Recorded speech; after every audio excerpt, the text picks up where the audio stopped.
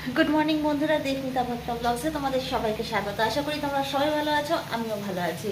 আজকে দুদিন হয়ে গেল শিলিগুড়িতে পুরো বৃষ্টি। কালকে তো হালকা বৃষ্টি ছিল, এখন যে বৃষ্টিটা নেমেছে প্রচণ্ড জোরে নেমেছে।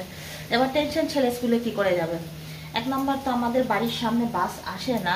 একটা বাস যেটা আসে সেটা হচ্ছে মাটিকাটা বাজারে আসে, আর যেটা আমার ছেলের বাস নাম্বার সেটা হচ্ছে মার্কেটে আসে, মানে আমার দোকানের সামনে। এবার ওকে যদি মার্কেটেও নিয়ে যাওয়া হয় তো সেই একই রাস্তা, এবার স্কুলে ছেড়ে আসলে পরে সেই একই রাস্তা। আর বৃষ্টিটা এমন হঠাৎ শুরু হলো, মানে প্রিপারেশন নেওয়া ছিল না বৃষ্টির, মানে সেরকমভাবে ছাতা রেনকোট এখনো কিছুই কেনা হয়নি আমাদের। আর তার মধ্যে স্কুল থেকে এমন ক্রাইটেরিয়া দিয়েছে, আমার ছেলে গেল বছর এত অ্যাবসেন্ট করেছে যে এবছর মানে ওকে একদম ওয়ার্নিং দিয়ে রেখেছে, তুই একটা দিন অ্যাবসেন্ট করতে পারবি না। একদিক দিয়ে ঠিকই আছে, এই চান্স আমার ছেলেটা একটু স্কুলে যাবে। তো চলো সারাদিন কি করব না করব সবই তোমাদের সাথে শেয়ার করব। স্কিপ না করে আমার পুরো ব্লগটা দেখবে। আমি এখন ছেলের টিফিনটা মানে সব টিফিন বক্সে ঢুকিয়ে দিয়ে ছেলেকে ব্রেকফাস্টটা করিয়ে দিই।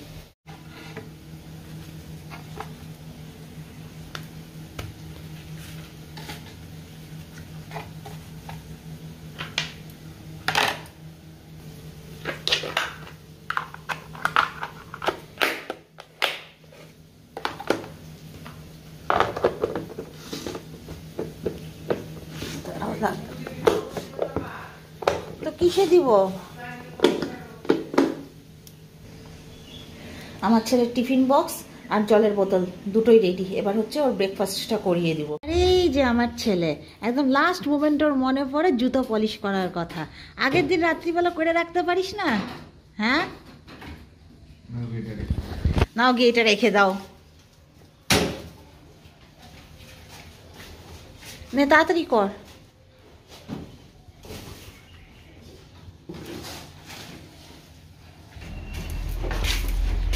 বৃষ্টিটা থামছে না, আজকেও তো সারাদিন বৃষ্টিই দেখাচ্ছে। ছাতা? হ্যাঁ, ব্যাগটা চেঞ্জ করতে হবে।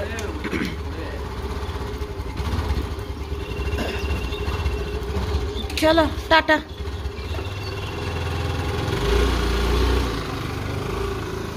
একটা জিনিস দেখাই তোমাদেরকে, এ দেখো, এই বাকেটের জামা কাপড়গুলো হচ্ছে গতকালকে কাচা হয়েছে, যেটা নাকি মেলতে পারিনি।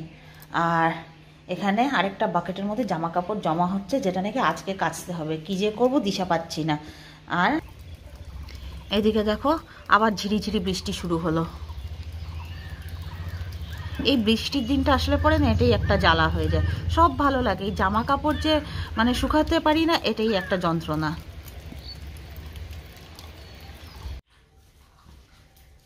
তোমাদের দাদা ভাই গেছে ছেলেকে ছাড়তে, স্কুলে ছেড়ে দিয়ে আসবে, ছেড়ে দিয়ে তারপর একবার হচ্ছে ওই যে জলের বোতলগুলোতে জল ভরে নিয়ে আসবে।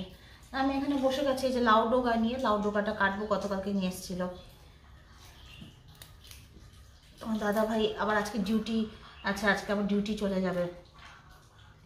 তো আজকে তো বুঝতেই পারছো আজকে তাড়াহুড়োর দিন। ও আস্তে আস্তে যতটা মানে সম্ভব হয় আমাকে ঘরের কাজটা করে রাখতে হবে। আর তার মধ্যে এখন ছেলেও স্কুলে চলে যাচ্ছে। এবার ছেলে স্কুলে চলে গেলে কি হয় কি, আমার মানে আরেকটা চাপ। অ্যাকচুয়ালি এখান থেকে মার্কেটটা তো মানে কম দূর না, বেশ ভালোই সময় লাগে মার্কেট যেতে। ছেলের সাথে থাকলে হতো কি আমি আরামসে আমার কাজটা করে তারপর ছেলে আমাকে ছেড়ে দিয়ে চলে আসতো দোকানে। এবার ছেলে তো নেই, ছেলে স্কুলে চলে গেছে। তো তোমার দাদা ভাই ছাড়া আমার কাছে অপশন নেই। আর তোমার দাদা ভাইয়ের সাথে যাওয়া মানে আমাকেও ওই তাড়াহুড়ো করে কাজ করতে হবে, তাড়াহুড়ো করে কাজ করে তারপর দোকান যেতে হবে। দেখি তোমার দাদা ভাই আস্তে আস্তে আমি কতটুকুন কাজ কমপ্লিট করে রাখতে পারি। ঠাকুর ঠাকুর করে বৃষ্টিটা থেমে যায় ব্যাস। কেন কি যদি বৃষ্টি হতে থাকে তাহলে পরে তো দোকান গিয়েও লাভ নেই, মার্কেটে লোকই থাকবে না। চলো লাউ ডোকাটা আমি ফটাফট কাটি।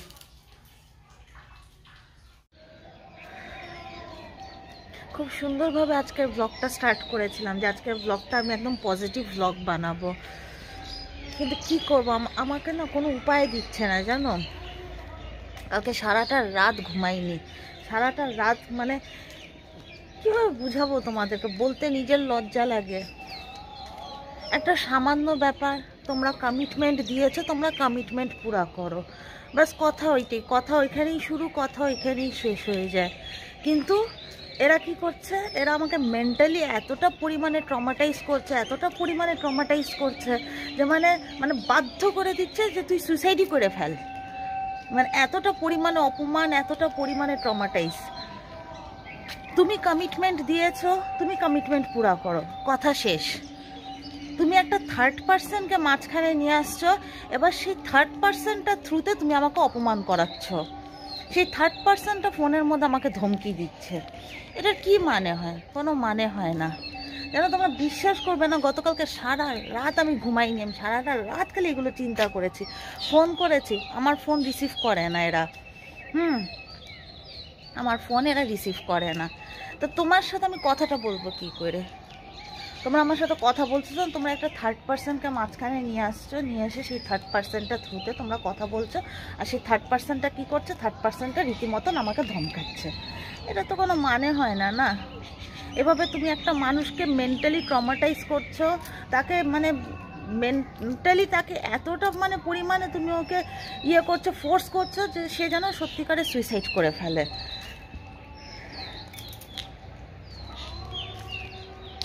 সত্যি ভালো লাগছে না আমার, না এই লড়াইটা লড়তে না একটুও ভালো লাগছে না, ভালোই লাগছে না। মানে আমার কাছে যদি কোনো রাস্তা থাকতো না, তাহলে পরে আমি সত্যি কথা বলছি, আমি এদের মুখ দেখতাম না। এতটা পরিমাণে এরা জঘন্য পজিশনে চলে গেছে।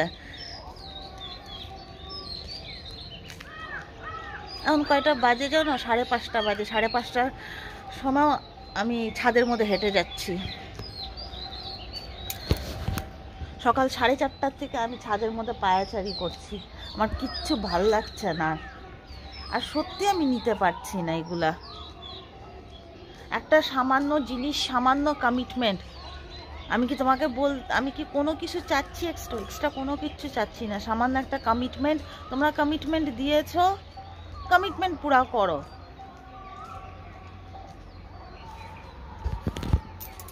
এগুলোর কোনো মানে হয় না।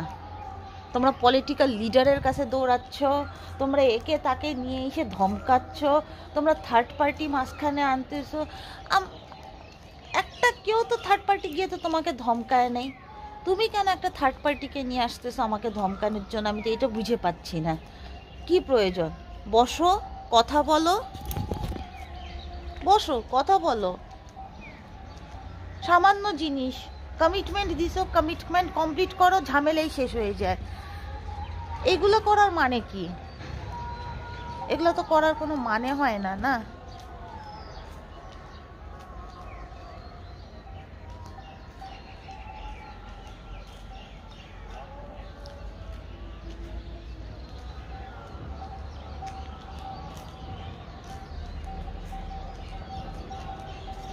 আমার বাচ্চাটা যদি না থাকতো না, সত্যি বোধহয় আমি এখনই ছাদের থেকে ঝাঁপ দিতাম।